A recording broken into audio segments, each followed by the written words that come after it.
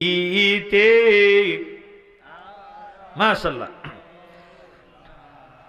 ফিরিয়া করবাবারি করবা ঘর করবাহি করবাবারি করবা ঘর করবা কি অন্ধকার কবরের হবে বসতি বাজানন্দ ক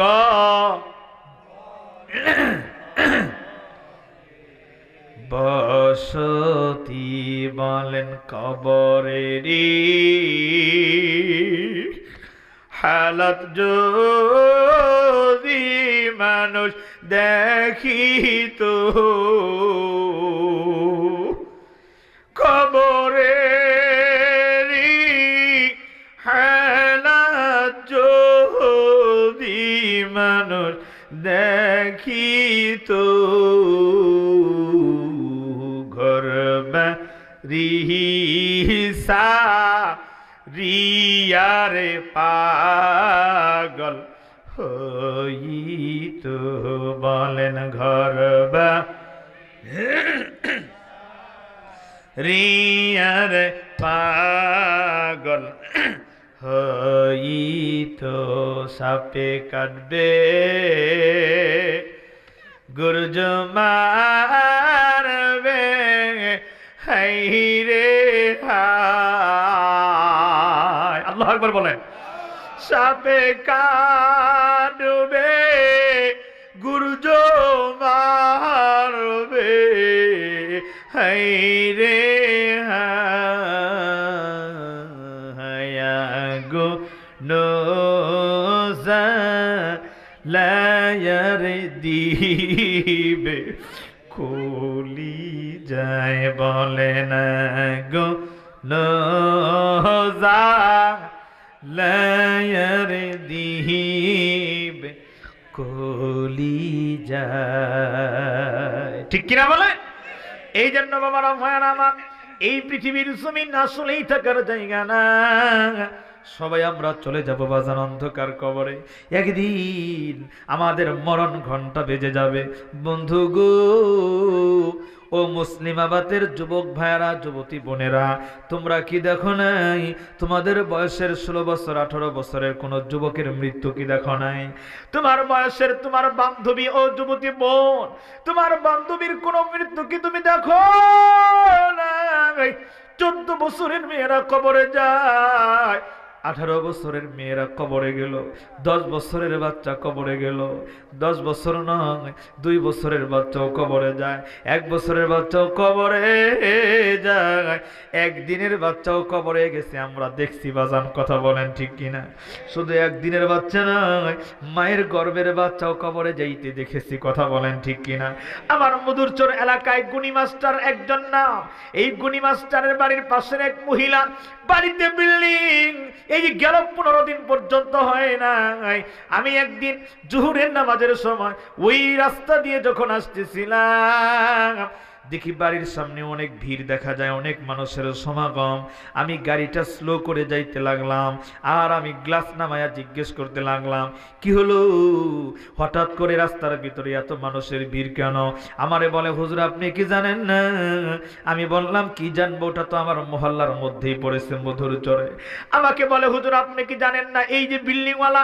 এই বাড়ির মহিলা আজকে রাত্রে তার ইন্তিকাল হলো আমি বললাম কেমনে লোকজন আমারে বলে হুজুর এই মহিলাটা প্রেগনেন্ট ছিল প্রেগনেন্ট মহিলা বাচ্চা ডেলিভারির সময় মৃত বাচ্চা প্রসব হলো বাচ্চাটা একদিন আগেই মৃত্যু হয়েছে বাচ্চার দাফন হয়েছে গতকালকে বাচ্চা মায়ের গর্ভে থেকে মৃত্যু বাচ্চা সিজার করে বের করা হলো বাচ্চার দাফন হয়েছে কালকে আজকে আবার মায়ের জ্ঞান ফিরে নাই মাও চলে গেল কবরে আমি সই না।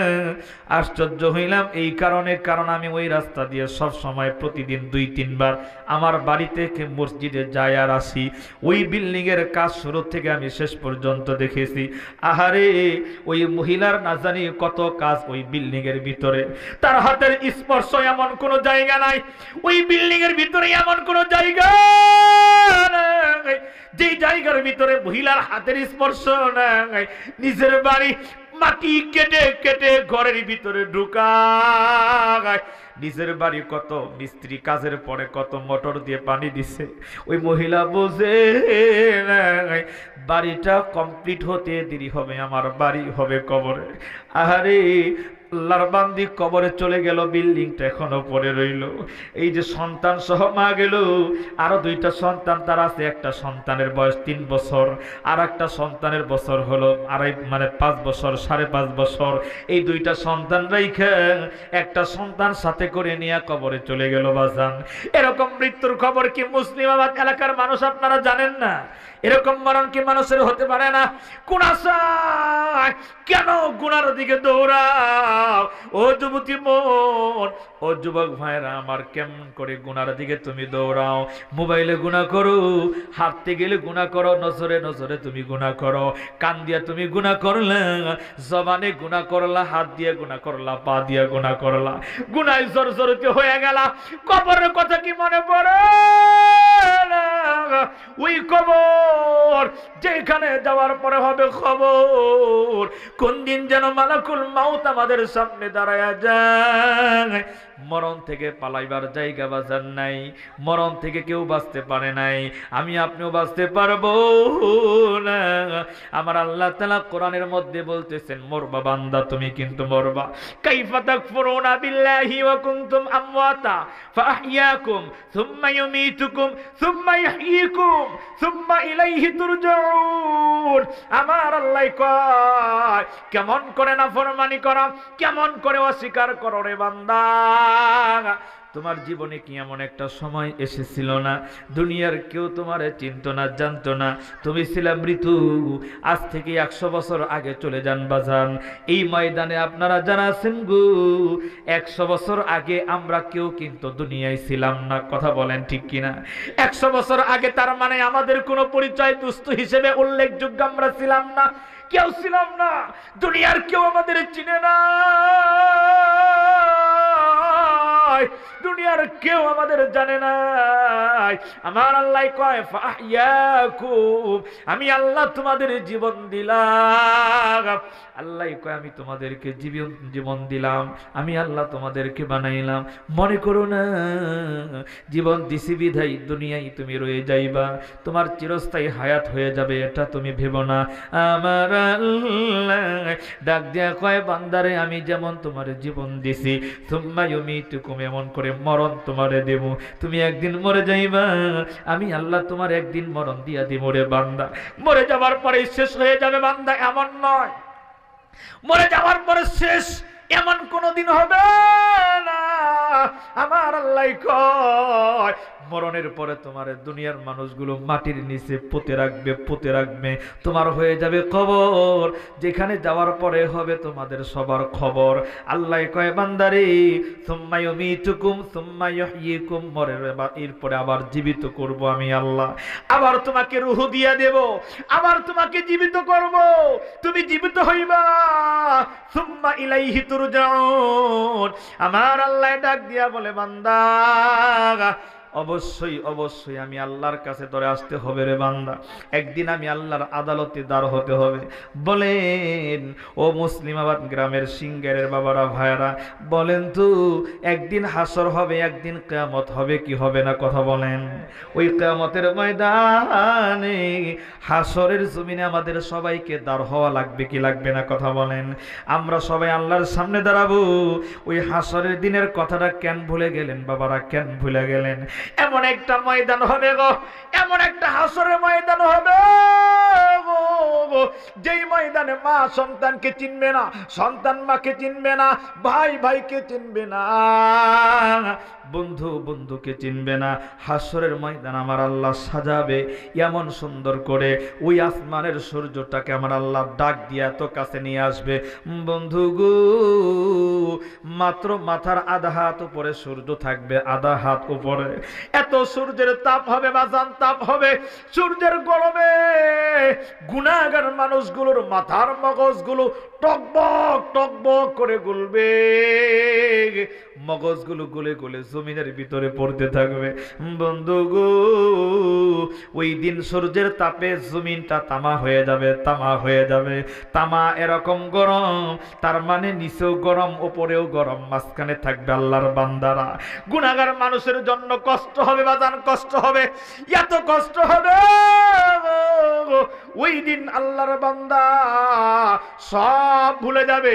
নবী রাসূলুল্লাহ পর্যন্ত ইয়া নাফসি ইয়া নাফসি করবে, সকল নবীরা পর্যন্ত উম্মতের কথা ভুলে যাবে, উম্মতের কথা মনে থাকবে না। মানুষগুলো উলঙ্গ অবস্থায় হাসরের ময়দানে দাঁড়ায়া যাবে। ও যুবতী বোন, ও মা বোনেরা, ও আমার যুবক ভাইয়েরা, বৃদ্ধ বাবারা, ও আমার মুসলিমাবাতের বাবারা, ভাইয়েরা, ওই হাসরের ময়দানে উলঙ্গ অবস্থার মধ্যে যখন আপনি দাঁড়ায়া যাবেন, আপনাকে যখন দাঁড় করানো হবে, আমি দাঁড়াবো, আপনি দাঁড়াবেন, সবাই দাঁড়াবে। হাসরের ময়দান এমন কঠিন বিভীষিকাময় অবস্থা হবে বাজার। আল্লাহর রাসূল সাল্লাল্লাহু আলাইহি ওয়াসাল্লাম, আমার আপনার নবী এই বয়ান করতেছিলেন। নবীজির বিবি, ছোট্ট বিবি আম্মা জান হযরতে আয়েশা সিদ্দিকা রাদিয়াল্লাহু তাআলা আনহা বলেন, নবী গো, হাসরের ময়দানের কথা আপনি বললেন, এমন বিভীষিকাময় অবস্থা হবে সেদিন। আল্লাহর নবীকে, আল্লাহর নবীর বিবি আমাদের আম্মা জান হযরতে আয়েশা সিদ্দিকা রাদিয়াল্লাহু তাআলা আনহা ডাক দিয়া বলেন, নবী গো, ওই দিন যে মানুষ উলঙ্গ অবস্থায় উঠবে, ওই দিন কি আমি আয়েশার গায়েও কোনো কাপড় কি থাকবে না? আল্লাহর নবী বলে, আয়েশা রে, ওই দিন হাসরের ময়দানে তোমার গায়ে কোনো পরনের জামা থাকবে না, কাপড় থাকবে না। আম্মা জান কান্দার কয়, নবী গো, যদি হাসরের ময়দানে আমি আয়েশার গায়ে যদি জামা কাপড় না থাকে, ওদিন কি লজ্জা লাগবে না? লজ্জা লাগবে না নবী গো? শরম লাগবে না? ওই দিন কেমন করে হাসরের ময়দানে দাঁড়াবো? আল্লাহর নবী ডাক দিয়া বলে, আয়েশা, লজ্জার কথা বলতেছো, শরমের কথা বলতেছো? আয়েশা রে, হাসরের ময়দানে এত বিভীষিকাময় অবস্থা হবে, হাসরবাসী এত কঠিন অবস্থার মধ্যে দাঁড়াবে গো, যে তার পাশে কে দাঁড়ায় আছে দেখার মতো চিন্তা তার মাথায় আসবে না। কারণ সবাই একটা চিন্তা করবে, আমার আমল নামা কোন হাতে আসে, ডান হাতে আসে না বাম হাতে আসে, আমার কি হবে, আমার মিজানের পাল্লার কি অবস্থা হবে, পুলসিরাতের ব্রিজ কেমন করে পার হব, জান্নাতে যাব নাকি জাহান্নামে যাব? হাসরের ময়দানের চিন্তায় মানুষগুলো ভুলে যাবে, সবাই উপরের দিকে তাকায়া তাকায়া আল্লাহকে ডাকতে থাকবে, আল্লাহ। এত কঠিন ভয়ানক অবস্থা আমরা সহ্য করতে পারি না। বন্ধু গো, আমার এক ওস্তাদ মুফতি শাহজাহান সাহেব দামাত বারকাতুহুম, হুজুর বললেন, একদিন হাসরের ময়দানের এমন একজন আলোচনা করতেছিলেন একটা মাহফিলের ভিতরে, মাহফিলের ভিতরে হাসরের ময়দানের এই কঠিন বিভীষিকাময় অবস্থার কথাগুলো আলোচনা করতেছিলেন। হাসরের ময়দানের কঠিন দিনের কথাগুলো যখন বলতেছিলেন, হঠাৎ করে একজন মাহফিলের প্যান্ডেল থেকে দাঁড়ায়া গেছে, দাঁড়ায়া বলে, হুজুর, আমি হাসরের ময়দান দেখেছি। হুজুর এই কথা শুনে আশ্চর্য হয়ে গেল। এই কথা শোনার পরে হুজুর বলল, আপনি বসেন। কয়, হুজুর বেয়াদবি নিবেন না, আমি হাসরের ময়দান দেখছি। আশপাশের লোকজন তারে টান দিয়া জামা টেনে বসায়া দিছে। হে ব্যাক্কেল, এমন কথা বলে নাকি মাহফিলের ভিতরে? কি বলো তুমি? বসে যাও। লোকটাকে যখন ধরে এরকম করে বসায় দেওয়া হলো, মাহফিল শেষ হয়ে গেল। মাহফিল শেষ হওয়ার পরে হুজুর এবার রুমের ভিতরে যাওয়ার পরে শ্রোতাদের মাধ্যমে ওই লোকটারে ডাকায়া নিল। বলল কি, ওই লোকটা একটু ডাকায়া নেন, আমি তার সাথে একটু কথা বলতে চাই। ওই লোকটারে একটু ডাকাইছে। কেউ অন্য মনস্ক হবেন না, কথা বুঝতেছেন তো? একটু দিলের কান দিয়ে শুনবেন বাবারা ভাইয়েরা, সময় খুব কম, অল্প সময়ের ভিতরে আমি 10 মিনিটের ভিতরে বয়ান আমি গুছায় নিয়ে আসতেছি বাবারা ভাইয়েরা। এই কথা বলার পর হুজুরের রুমে যখন ওই শ্রোতা ডারে যখন ডাক দেওয়া নেওয়া হলো, হুজুর এবার জিজ্ঞেস করে, ভাই আমি যখন হাসরের ময়দানের বয়ান করতেছিলাম আপনি কেন বললেন আমি হাসরের ময়দান দেখেছি, এটা কেন বললেন আপনি?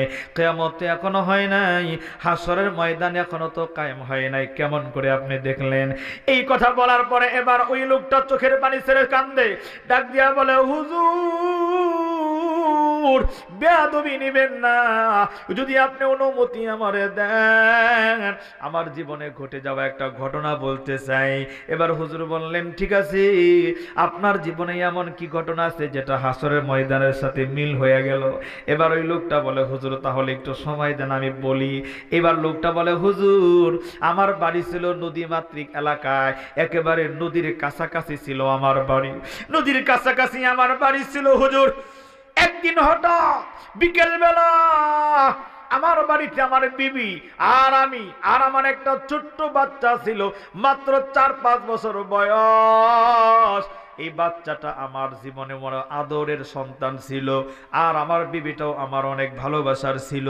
হুজুর হঠাৎ করে দেখি একদিন বিকেল বেলা আসমানের ভিতরে মেঘ সাজছে, হুজুর গো দেখি চতুর্দিকে অন্ধকার হয়ে গেল, কালো হয়ে গেল, অন্ধকারে আচ্ছন্ন হয়ে গেল, আর ঝড় তুফান শুরু হয়ে গেল। বিকেল বেলায় যেন মনে হয় রাত হয়ে গেল, কিচ্ছু দেখা যায় না। হঠাৎ করে দেখি ঝড় তুফানের ভিতরে আমাদের বাড়ির উঠানের ভিতরে পানি, পানি আর পানি হয়ে গেল। এই যে গেছে কিছুদিন আগে, গত বছর আমি নিজেও গিয়েছি বাংলাদেশের এমন এমন কিছু জায়গায় পানি ভরাট হয়ে গেছে।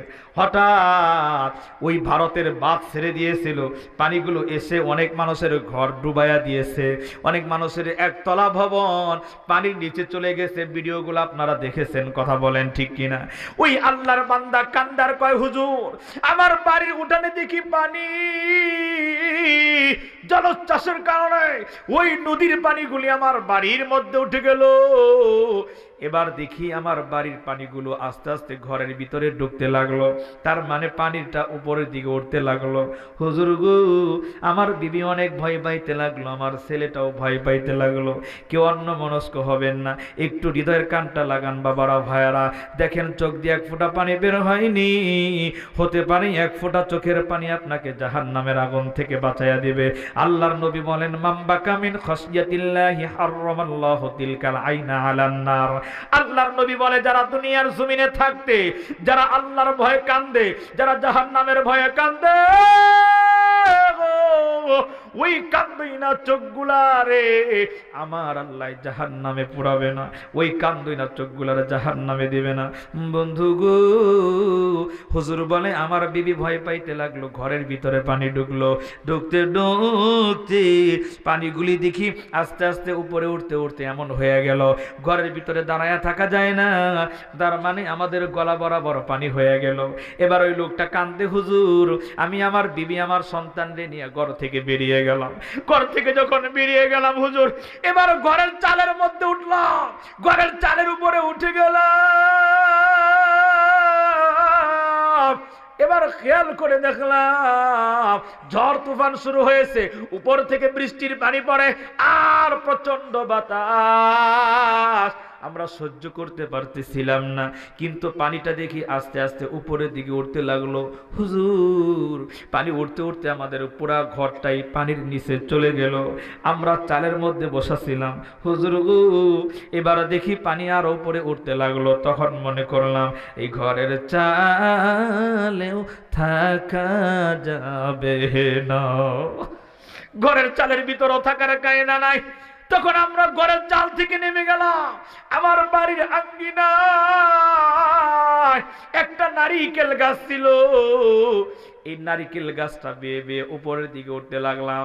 উঠতে উঠতে যখন আমরা উপরের দিকে উঠতেছি, পানিও দেখি জলোচ্ছ্বাসের কারণে উপরের দিকে উঠতেছে। এইভাবে পানি উঠতে উঠতে এমন হয়ে গেল, আস্তে আস্তে ওই নারিকেল গাছটা অত বেশি উঁচু ছিল না। নারিকেল গাছের মাথা বরাবর যখন চলে গেলাম, লোকটাই কান্দে আর কয়, হুজুর হুজুর উপরে যাওয়ার আর জায়গা নাই। এমন সময় দেখি আমার বিবি আমারে ধরে রাখছে, আমার সন্তান আমারে ধরে রাখছে, আমারে দুজনে ভালো করে টাইট করে ধরে রাখছে। আর পানিগুলো দেখি আস্তে আস্তে উপরের দিকে উঠতেছে, উঠতে উঠতে আমার নাকের মাথা বরাবর যখন পানি হয়ে গেল, এবার আমি আমার নিজের জীবনটাই বাঁচাইতে পারি না। আমার বিবি আমার কানের কাছে ভালোবাসার কথা বলে। বিবি ডাক দেয়া কয়, প্রাণের স্বামী গো, আপনি না আমারে কত ভালোবাসছেন, আপনি না আমারে বাড়ি করে দিছেন, আপনি আমারে ঘর করে দিছেন, আপনি আমাকে ডাক্তার দেখাতেন, লক্ষ লক্ষ টাকার গয়না আপনি আমারে কিনে দিলেন, কত ভালো আপনি আমারে বাসছেন। প্রাণের স্বামী গো, এই অথই পানির ভিতরে আমারে কিন্তু ফেলে দিয়েন না, আমি সাঁতার কাটতে জানি না, অথই পানির ভিতরে আমারে ফেলে দিলে আমি কিন্তু মরে যাব। ওই লোকটা কয়, হুজুর আমি আমার কলিজা দিয়ে আমার বিবিটারে ভালোবাসতাম, কিন্তু তখন এমন একটা পরিস্থিতির মধ্যে আমি পড়ে গেলাম, আমি তখন দেখলাম আমার বিবি আমার মরণের কারণ। আমার বিবিরে যদি আমি বাঁচাইতে যাই তাহলে আমার মরণ হয়ে যাবে, আমি বাঁচতে পারবো না। হুজুর গো, আমি আমার বিবিরে বললাম, বিবি ভালোবাসার কথা শুনাইও না, আমারে মাফ করে দাও, বিবি গো আমারে ছেড়ে দাও, আমি আর বাঁচতেছি না, আমি আর বাঁচতেছি না, আমারে ছেড়ে দাও। বিবি আমারে ছাড়তে রাজি না, বহু কষ্ট কইরা আমার গলার থেকে বিবির হাতটারে ছাড়াইয়া লোকটা বলে, হুজুর আমি আমার বিবিরে ছেড়ে দিলাম। আমার সামনে আমার বিবি পানির ভিতরে হাবুডুবু খায়, আচ্ছন্ন অন্ধকারে, মিটমিটি জ্যোৎস্না, একটু দেখা যায় আবার একটু দেখা যায় না। এ সময় আমি দেখলাম আমার বিবি পানির ভিতরে এরকম করে আমার বিবির মাথার চুলগুলো মাঝে মাঝে, আমার বিবির মাথার চুলগুলো ওই ঢেউয়ের সাথে উপরে উঠে যায়, আবার পানির নিচে চলে যায়। হুজুর গো, আল্লাহর জাতের কসম করে বলি, আমার মনটা চাইছিল আমার বিবির মাথার চুলগুলো ধরে আমি উঁচা করি, কিন্তু সেই দিন আমার বিবির মাথার চুল ধরে উঁচা করার মতো সামর্থ্য আমার ছিল না, আমি উঁচা করতে পারি নাই। ঢেউয়ের মাধ্যমে বিবির মাথার চুলগুলো ভেসে উঠে আমার মাথার চুলগুলো নিচে ডুবে যায়, আমার সামনে আমার বিবিটা মারা গেল। হুজুর আমি আমার বিবিটারে বাঁচাইতে পারি নাই। ও মুসলিমাবাদ গ্রামের বাবারা ভাইয়ারা, দিলের কান লাগান, পর্দার অন্তরালের মা বোনেরা গো, দিলের কানটা লাগাইয়া শুনেন।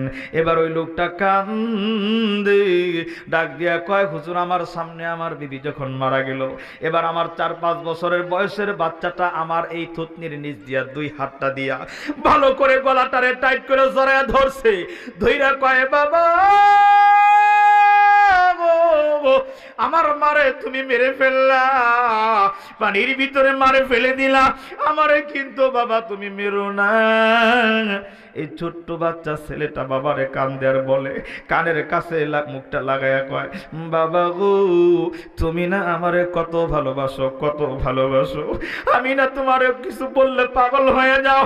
এই মাত্র স্যার দাদির বয়স 3-4 বছর, 4-5 বছরের বাচ্চা, এমন বাচ্চা যাদের বাসায় আছে বাজার, আমার একটা মেয়ে আছে ছোট, আমার মেয়েটা ফোন দিলে আমি পাগল হয়ে যাই। অনেক মানুষ আছে অনেক ব্যস্ততার কারণে বাড়ি আসতে পারে না, অফিস করা লাগে সারাদিন, কিন্তু বাচ্চা আছে বাসায়, ওই একমাত্র মেয়ে আছে অথবা একমাত্র ছেলে আছে বাসায়। ওই বাচ্চাটা যখন ফোন দিয়ে কয়, আব্বু তুমি অফিসে আছো? আব্বু বলে, অফিসে আছি। আব্বু আমি এই মজাটা খাবো, তুমি এখন আমার জন্য নিয়ে আসো। আমি এরকম ঘটনা অনেক জানি, এত শত ব্যস্ততার ভিতরে অফিস সব বন্ধ করে দিয়া ওই বাচ্চাকে একটু হাসি ফুটানোর জন্য, বাচ্চার চোখের পানি মোচন করার জন্য বাবা অফিস বন্ধ করে দেয়, বাবা ব্যবসা বন্ধ করে দেয়, দোকান বন্ধ করে দেয়। বাবা এবার মেয়ের জন্য পাগল হয়ে যায়, ছেলের জন্য পাগল হয়ে যায়, ছেলের জন্য গিয়া মাছটারে নিয়া হাতের মধ্যে নেয়, আর যখন বাবা বাবা বলে দৌড়ায় আসে, যখন জড়ায়া ধরে কুলে নেয়, ওই বাচ্চাটা, ওই ছোট্ট মেয়েটা, ওই ছোট্ট ছেলেটা বাবার কপালে চুমু দেয়, গালে চুমু দেয়, ঠোঁটের ভিতরে চুমু দেয়। চুমু খাইয়া বাবা এত পেরেশানি করছে সব ভুইলা যায় বাজান, সব ভুইলা যায়। ওই আদরের বাচ্চাটা ডাক দিয়া কয়, বাবা আমার পানির ভিতরে ফেলে দিও না, পানির মধ্যে ফেলে দিলে আমি মারা যাব। ইয়া তো করে বাবার কানের কাছে গিয়া কয়। ওই লোকটা কাঁদতেছে আর বলতেছে, হুজুর আমি তখন মনে করলাম এই মুহূর্তে আমার বাচ্চাটা, আমার সন্তানটা আমার মরণের কারণ হয়ে গেল। আমি যদি আমার সন্তানটাকে বাঁচাইতে চাই তাহলে আমি বাঁচব না, আমি মরে যাবার সম্ভাবনা আছে।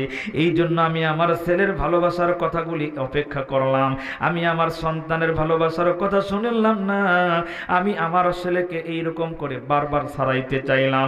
আমি বারবার বলতে লাগলাম, আব্বু তুমি আমার ছেড়ে দাও, আমি নিজেই বাঁচি না, পানির ভিতরে ক্লান্ত হয়ে গেলাম, আমার ছেড়ে দাও।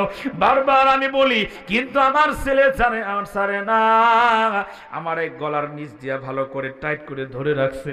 ওই লোকটা হুজুরের সামনে বর্ণনা দেয় আর কান্দে, হুজুর যখন কোনোভাবেই আমার সন্তান ছাড়ে না, আমিও যখন ছাড়াইতে পারলাম না, হুজুর গো আমি বাবা হইয়া তখন এত নিষ্ঠুর হয়ে গেলাম, কেমন করে আমার জানটা আমি বাঁচাইতে পারি। কারণ নিজের জানের চাইতে মায়া কারো লাগে না, নিজের জান যখন বাঁচে না তখন অন্য মানুষের চিন্তা কেউ করে না। কথা বলেন ঠিক কিনা? একটা কথাই আছে, মুরব্বীরা বলে চাচা আপনা জান বাঁচা। কথা বলেন ঠিক কিনা? ওই লোকটা বলে, হুজুর আমি তখন আমার ছেলের কথা বলে গেলাম, আমার ছেলেরে বললাম ছেড়ে দাও, কিন্তু আমার ছেড়ে না।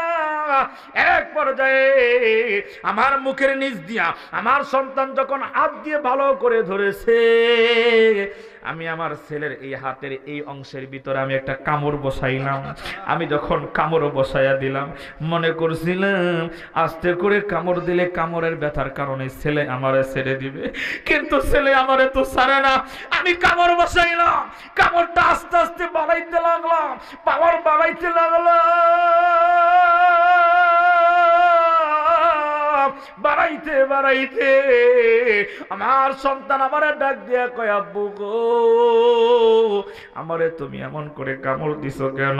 কামড়ের যন্ত্রণা আব্বু গো আমি তো সইতে পারি না, আমারে এমন করে কামড় দিছো কেন? এরপরও আমি থামি নাই, কারণ আমার সন্তান তো আমার গলা ছাড়ে না, আমি ধরেই রাখছি, ধরেই রাখছি। এক পর্যায়ে আমি লক্ষ্য করে দেখলাম, আমি আমার সন্তানের হাতের যেই জায়গায় কামড় মারলাম ওই অংশটুকু কেটে আমার মুখের ভিতরে চলে গেল, আর আমার সন্তানটা একটা চিৎকার দিয়া পানির ভিতরে পড়ে যায়। পানির মধ্যে পড়ে গিয়ে আমার আব্বু আব্বু করে ডাক দেয়। আমি আমার সন্তানের হাতের মাংসটুকুন আমার মুখের ভিতরে চলে গেছে, আমি মাংসটুকুন ফেলে দিলাম। আমি দেখি, তাকায়া দেখি পানিগুলো রক্তে লাল হয়ে গেছে। ঢেউয়ের মাধ্যমে আমার সন্তানটা মাঝে মাঝে ভেসে উপরে উঠে আবার নিচে পড়ে যায়। আমি লক্ষ্য করে দেখলাম আমার ছেলেটা পানি খাচ্ছে, কোন সময় যেন মারা যায়। আমার সামনে আমার এই মাত্র 4-5 বছরের বাচ্চাটা মারা গেল। হুজুর আমি বাঁচাইতে পারি নাই, আমি বাবা হইয়া আমার সামনে আমার বিবি মারা গেল, আমার সামনে আমার এই বাচ্চাটা মারা গেল, বাঁচাইতে পারি নাই, বাঁচাইতে পারি নাই।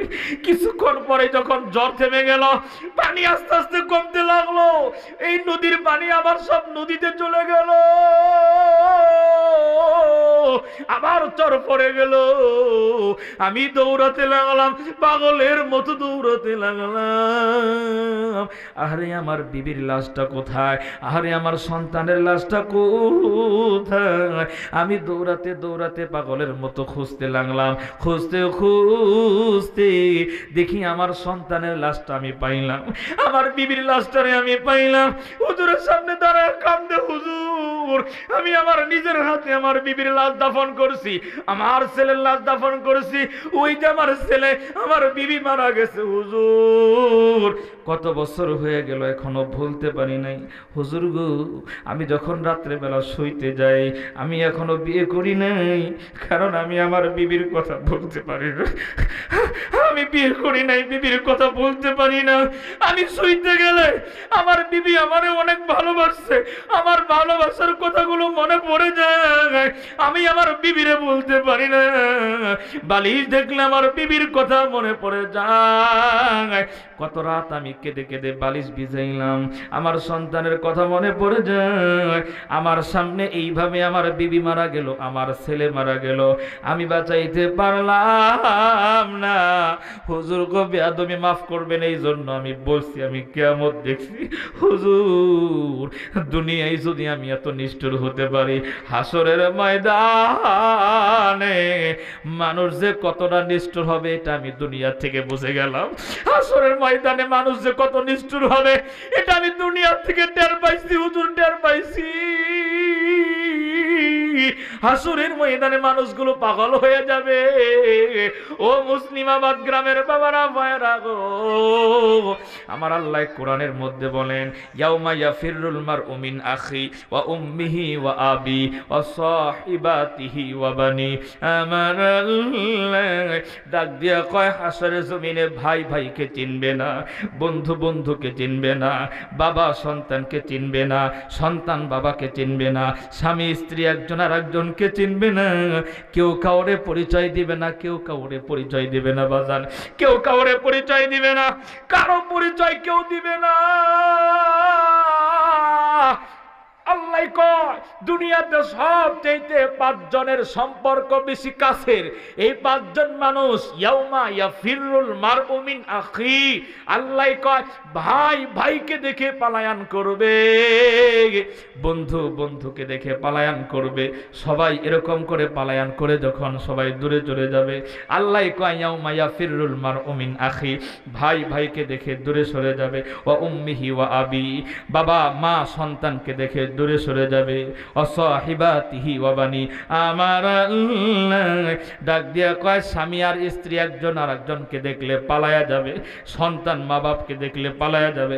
কারণ তখন চিন্তা করবে, আমার মা আমার আব্বা, আমার স্বামী, আমার ভাই যেই আদালতের আসামি, আমিও ওই আদালতের আসামি, জানি না আমার আজকে কি হয়ে যায়, কি হয়ে যায়। এই জন্য সবাই ব্যস্ত থাকবে বাজান। বন্ধুরা আমার, ওই হাসরের ময়দান আমাদের যেতে হবে, সবাইকে আমাদের হাসরের ময়দানে দাঁড় হওয়া লাগবে বাবারা। এই জন্য হাসরের ময়দানে একটা উসিলা তালাশ করেন। উসিলা, কোন উসিলায় আপনি যেন মাফ পাইতে পারেন। ওই হাসরের ময়দানে আল্লাহ যেন কোনো না কোনো কারণে, কোনো না কোনো উসিলায় আল্লাহ যেন আমাদের মাফ করে দেয়।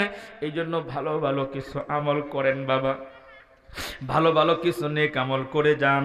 কারণ কোন আমলটা যেন আমার আল্লাহ পছন্দ করবে, ওই আমলের বিনিময়ে হইতে পারে আল্লাহ মাফ করে দিবে। আমি আমার বয়ানকে এখানে সমাপ্ত করতে চাই বাবারা, ভাইয়ারা।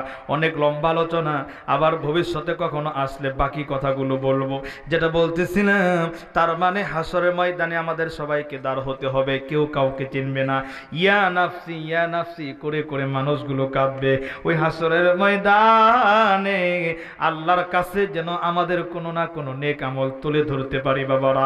এই জন্য আমি বলতে চাই, এই যে নতুন মসজিদ কেন্দ্রিক আয়োজিত আপনাদের এত সুন্দর মাহফিল আপনারা গ্রামবাসী সবাই মিলে করলেন, আমি আপনাদের কাছে একটা প্রস্তাব রাখতে চাই বাবারা, ভাইয়ারা।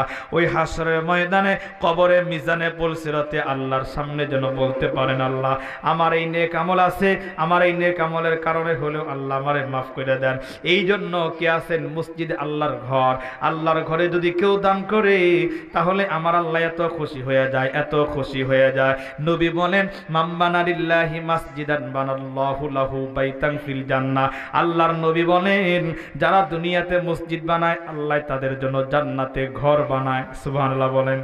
এই জন্য জান্নাতে যদি কারো ঘর চান, আচ্ছা বলেন তো কে কে জান্নাতের ভিতরে ঘর চান? একটু হাত দেখান তো বাবারা, 2টা হাত। আল্লাহু আকবার। দুটো হাত আল্লাহকে দেখান না, একটা হাত হেয়া দিয়েছেন কার লিগে, একটু দেখান না, আল্লাহর জন্য একটু উঠান না প্রিয় বাবারা ভাইয়ারা, সোজা করে দেন। আল্লাহ দেখো তোমার বান্দাগুলো, তোমার আল্লাহ তোমার কাছে জান্নাতে ঘর চায়, আল্লাহ ঘর চায়, আল্লাহ তুমি সবার জন্য জান্নাতে একটা করে ঘর বরাদ্দ করে দাও, আমিন বলেন। আল্লাহ সবাইকে মাফ করে দাও, বলেন আমিন।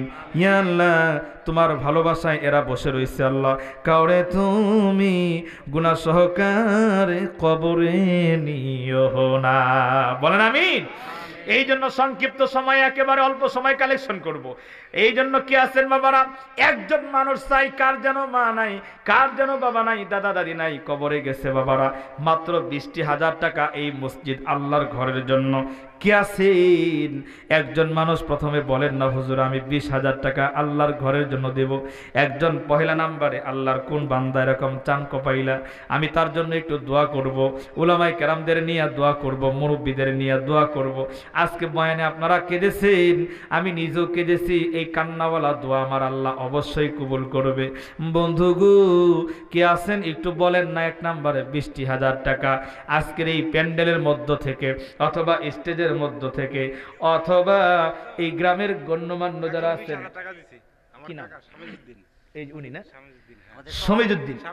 সামেজউদ্দিন নামের আল্লাহর বান্দা, এক নম্বরে 20,000 টাকা, মারহাবা বলেন। আল্লাহ তুমি কবুল করে নাও। এই যে নগদ 20,000 টাকা করিল দান, আল্লাহ তুমি বাড়ায়া দাও মান আর সম্মান, এতগুলো টাকা করেছে দান, আল্লাহ তুমি দাও শুধু কল্যাণ আর কল্যাণ, আমিন। ও মানে সভাপতি মাহফিলের, মাশাআল্লাহ, হ্যাঁ লোকমান হোসেন নামের উনিও সভাপতি, উনিও 20,000।